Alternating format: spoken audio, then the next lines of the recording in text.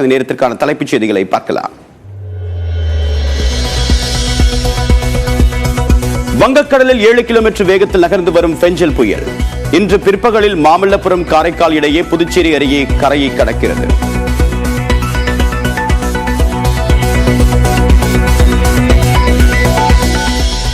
புயல் கரையை கடக்கும் போது சென்னை உள்ளிட்ட மாவட்டங்களில் மணிக்கு 90 கிலோமீட்டர் வேகத்தில் காற்று வீச வாய்ப்பு. சென்னை வானிலை ஆய்வு மையம் எச்சரிக்கை.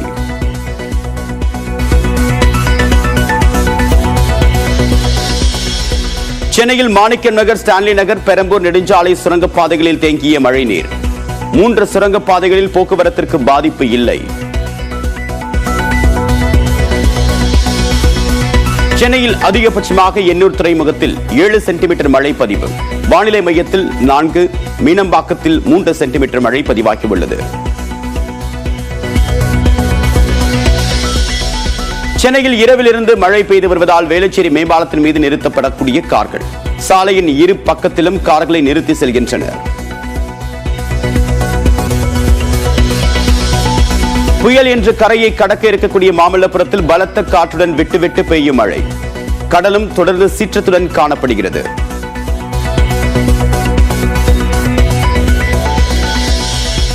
புயல் கரையை கடக்க உள்ள காரைக்கால் பகுதியில் மழை இல்லை. கடற்கரைக்கு செல்லக்கூடிய சாலைகள் மூடப்பட்டு தற்காலிக தடுப்புகளை வைத்துள்ள காவல்துறையினர். புயல் முன்னெச்சரிக்கை நடவடிக்கையாக மாமல்லபுரத்தில் மின் விநியோகம் நிறுத்தம்.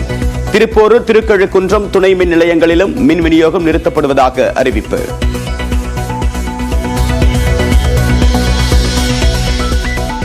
வங்கக்கடலில் நகர்ந்து கொண்டிருக்கும் பெஞ்சல் புயல் ரேடாரில் படம் பிடிக்கப்பட்ட மேக கூட்டங்கள் முப்பரிமாண தோற்றத்தை வெளியிட்டது வானிலை ஆய்வு மையம்.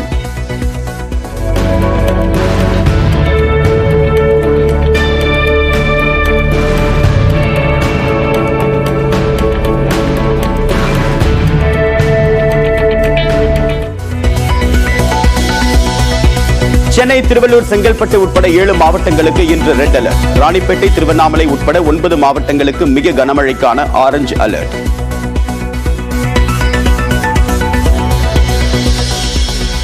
திருப்பத்தூர், கிருஷ்ணகிரி, தருமபுரி, சேலம், நாமக்கல், திருச்சி, புதுக்கோட்டை, கரூர் மாவட்டங்களில் இன்று கனமழைக்கு வாய்ப்பு. சென்னை வானிலை ஆய்வு மையம் கணிப்பு. புதுச்சேரியில் இன்று அதி கனமழை பெய்யும். காரைக்காலில் மிக கனமழைக்கு வாய்ப்பு இருப்பதாகவும் அறிவிப்பு.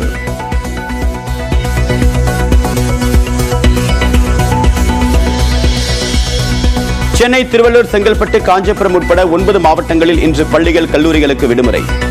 கடலூர், விழுப்புரம், கள்ளக்குறிச்சி, மயிலாடுதுறை, ராணிப்பேட்டை மாவட்டங்களிலும் விடுமுறை அறிவிப்பு.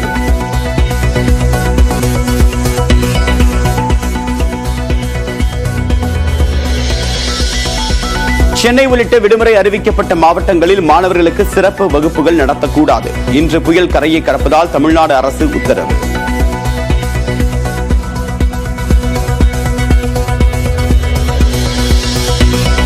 வீட்டிலிருந்து பணியாற்ற ஐடி ஊழியர்களை அறிவுறுத்த வேண்டும். தகவல் தொழில்நுட்ப நிறுவனங்களுக்கு தமிழ்நாடு அரசு உத்தரவு.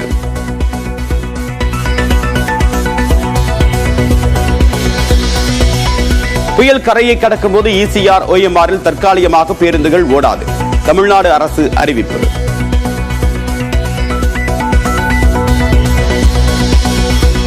பெஞ்சல் புயல் கரையை கடக்கும் போது வீடுகளை விட்டு வெளியே வர வேண்டாம்.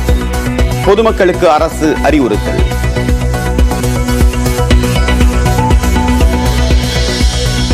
சென்னையில் மாநகர பேருந்துகள் இன்று வழக்கம் போல் இயக்கம். புயல் மற்றும் மழையை பொறுத்து சேவையில் மாற்றம் செய்யப்படும் என்று போக்குவரத்து கழக அதிகாரிகள் தகவல்.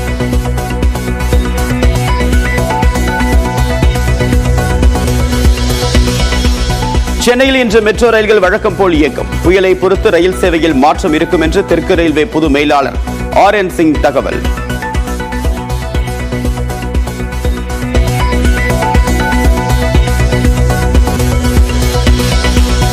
பலத்த காற்று வீசும் என்பதால் சென்னையில் இன்று பூங்காக்கள் மூடல்.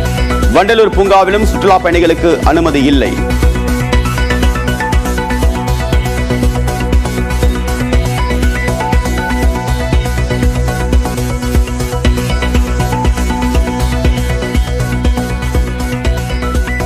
தமிழ்நாட்டில் நெருங்கி வரக்கூடிய பெஞ்சல் புயல் இன்று பிற்பகலில் கரையை கடக்க இருக்கக்கூடிய நிலையில் தற்போதைய மழை எப்படி தொடரும் என்பது தொடர்பான தகவலோடு நிகழ்ச்சிய சிறப்பு செய்தியாளர் சடையாண்டி, காற்றுடைய திசை வேகம் எப்படி இருக்கும், மழை எவ்வளவு நேரம் நீடிக்க வாய்ப்பு இருக்கு, எங்கெங்கெல்லாம் பெய்யக்கூடிய வாய்ப்பு இருக்கு? நிச்சயமா தேவப்பிரியன், பெஞ்சல் புயலானது கரையை நோக்கி மெல்ல மெல்ல நகர்ந்து வர தொடங்கி இருக்கிறது. நேற்று இரவு 15 கிலோமீட்டர் வேகம், அதற்கு பிறகு 12 கிலோமீட்டர் வேகத்தில் நகர்ந்து வந்து கொண்டிருந்த அந்த பெஞ்சல் புயலானது தற்பொழுது 7 கிலோமீட்டர் வேகத்தில் நகர்ந்து வந்து கொண்டிருப்பதாக இந்திய வானிலை ஆய்வு மையம் தெரிவித்திருக்கிறது. கரையை நெருங்கும் பொழுது என்ன மாதிரியான மழை பொழிவை உருவாக்கும், எவ்வளவு வேகத்தில் காற்று வீசக்கூடும் என்பது தொடர்பாக பேசுவதற்காக தனியார் வானிலை ஆய்வாளர் திரு ஸ்ரீகாந்த் நம்மோடு இணைப்பில் இணைந்திருக்கிறார். சார் வணக்கம். பெஞ்சல் புயலானது அதனுடைய கண் பகுதி சென்னையிலிருந்து 190 கிலோமீட்டர் தொலைவிலையும் பாண்டிச்சேரியிலிருந்து 180 கிலோமீட்டர் தொலைவிலும் தற்பொழுது மையம் கொண்டிருக்கிறது. நேற்று இரவு 10 கிலோமீட்டர் 12 கிலோமீட்டர் வேகத்தில் நகர்ந்து வந்து கொண்டிருந்தது. தற்பொழுது 7 கிலோமீட்டர் வேகமாக குறைந்திருக்கிறது. இந்த புயலினுடைய வேகம் குறைவு காரணமாக ஏதேனும் மாற்றம் நிகழ்வதற்கான வாய்ப்பு இருக்கிறதா?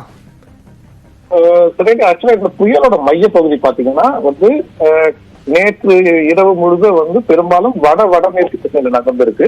வடமேற்கு திசையில நகரும் எதிர்பார்ப்பது வடமேற்கு திசையில நகருது.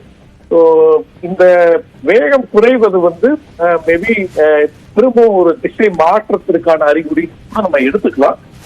ஏன்னா பல வானிலை பிடிவுகள் கடைசி அந்த பேட்ல புயல் மேற்கு வடமேற்கு திசையில நகரக்கூடும் கணிப்பு கொடுத்துட்டு இருக்கு, மேற்கு திசையா.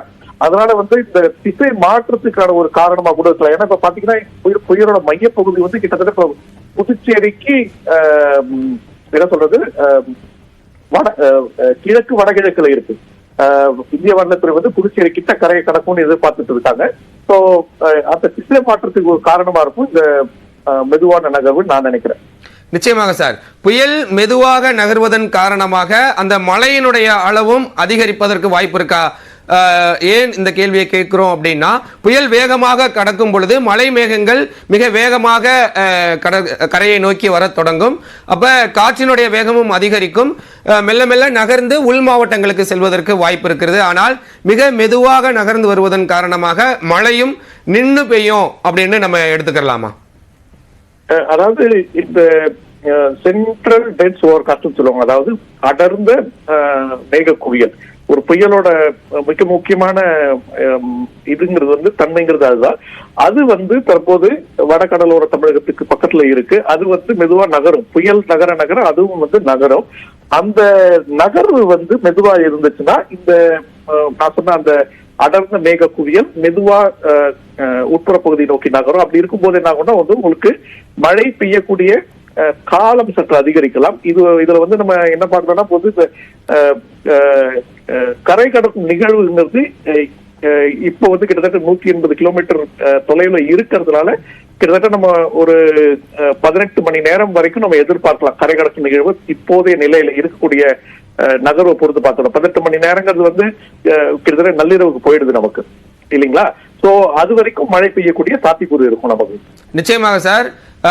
இந்திய வானிலை ஆய்வு மையம் இன்று பிற்பகல் கரையை கடக்கும் அப்படின்னு சொல்லியிருந்தாங்க. அதனுடைய வேகம் குறைவு காரணமாக மாலையோ அல்லது இரவு பொழுதுகளிலேயோ கரையை கடப்பதற்கான வாய்ப்பு இருப்பதாக சொல்லியிருக்கிறீங்க. இந்த திசை மாற்றம் காரணமாக மகாபலிபுரம் புதுச்சேரிக்கு அருகே கரையை கடக்கக்கூடிய இந்த பெஞ்சல் புயலானது சென்னைக்கு அருகே வருவதற்கு வாய்ப்பு இருக்கா, இல்ல சென்னைக்கு அருகே கரையை கடப்பதற்கு வாய்ப்பு இருக்கா? அதுல ஏதேனும் மாற்றம் நிகழ்ந்திருக்கா சார்? அதான் சொன்ன மாதிரி இந்த வடமேற்கு திசை முன்னாடி பாண்டிச்சேரி கிட்ட கடக்கக்கூடிய நிகழ்வுங்கிறது இன்னும் கொஞ்சம் மேல போறதுக்கான வாய்ப்பு வருது. நான் சொன்ன மாதிரி வானிலை படிவங்களோட அந்த மேற்கு நோக்கி நகர்வுங்கிறது அந்த கடைசி ஃபேஸ், கரை கடக்கும் நிகழ்வுக்கு முன்னாடி இருக்கக்கூடிய கடைசி பேஸ் ஒரு 6ல இருந்து ஒரு 9 மணி நேரம், அந்த நேரம் கிட்டத்தட்ட மேற்கா நகருது அப்படிங்கிற ஒரு கணிப்பு வானிலை படிவங்களுடைய தொடர்ந்து வந்துட்டு இருக்கு. அப்படி நடக்கும் பட்சத்துல நம்ம இதை பாண்டிச்சேரிக்கும் மகாபலிபுரத்துக்கும் இடைப்பட்ட பகுதியில் எதிர்பார்க்கலாம். அப்படி அது நடக்காம தற்போது அந்த வடமேற்கு திசைங்கிறது வடமேற்கு திசையா இருந்து அந்த மேற்கு நகர்வு இல்லாமலே போச்சுன்னா, ஏன்னா நீங்க இப்ப பாத்தீங்கன்னா நேற்றுல இருந்து பாத்தீங்கன்னா அந்த நகர்வுங்கிறது அந்த நார்த்வர்ட் ஸ்கியூ, அதாவது பெரும்பாலும் வடக்குல இருக்கு, மேற்குல இல்ல. அப்படி அதே மாதிரி தொடர்ந்து நீடிக்கும் பட்சத்துல இது சென்னைக்கு அருகில வர்றதுக்கு வாய்ப்பு இருக்கு. நம்ம இதை நிகழ்கால அடிப்படையில பார்த்துதான் நம்ம அனுமானிக்கணுமே தவிர வானிலை படிவங்கள் வச்சு சொல்றது வந்து கஷ்டம். நிச்சயமா சார்.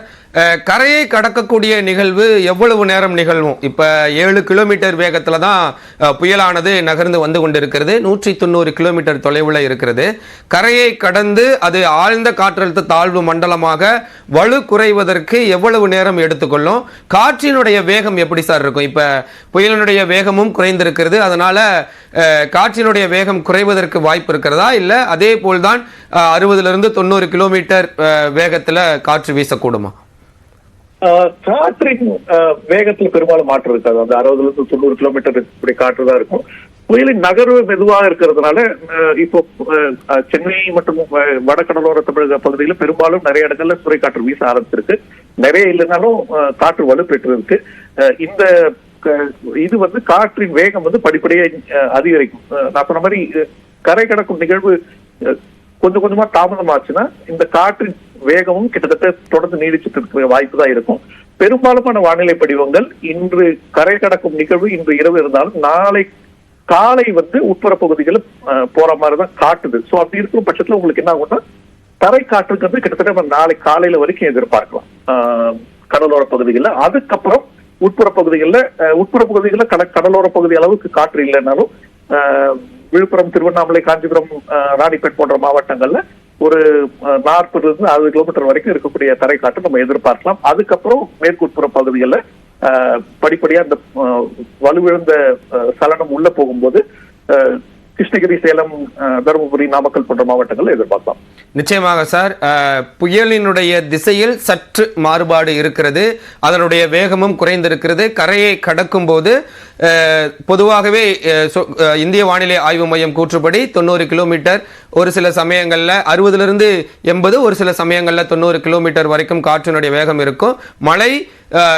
மழை பெய்யக்கூடிய கால அளவு சற்று அதிகரிக்கும் என்ற பல்வேறு தகவல்களை எங்களோடு பகிர்ந்து கொண்டமைங்க. இணைப்பில் வந்து உங்களுடைய கருத்துக்களை பதிவு செய்தமைக்கு மிக்க நன்றி சார். தேவா, இனி உங்களிடம். நன்றி.